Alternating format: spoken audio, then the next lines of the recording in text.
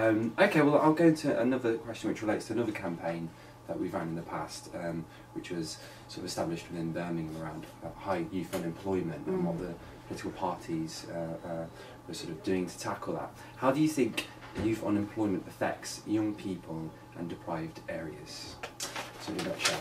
I think youth unemployment is incredibly corrosive because I think it saps people's self-confidence, and I think that if you are unemployment at any time of your life is incredibly difficult and painful. But I think particularly for young people, when they're just about to go out into the world and they're, you know, that it's part of their whole identity and how they relate to one another, it's such a knockback in terms of everything they've been led to believe, that, you know, if you work hard and then you get a job and then, you know, certain other things happen.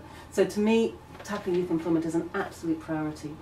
At the heart of the Green Party's manifesto is a major job creation programme, and separate from the other parties, we believe that we ought to be focusing more on job creation and not throwing people out of work at the moment, and slightly less on the deficit. Yes, the deficit is important, we do need to bring it down, but cutting jobs now when the economy is still so fragile, we think is really dangerous. We should be really worried, I think, about the numbers of people who are coming through schools and colleges and not able to find work.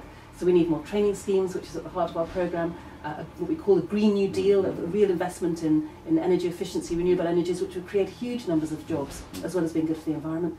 And one other thing I wanted to mention is that we think that it ought to be much more easy for people who are on benefit to start working part-time without having those benefits docked. At the moment, there's a real disincentive for people to begin to get into the jobs market, because once they start working a number of hours, on a part-time basis, for example, they lose their benefits and they're worse off. That's balmy, frankly. We need to change that, and that's what we would do as well.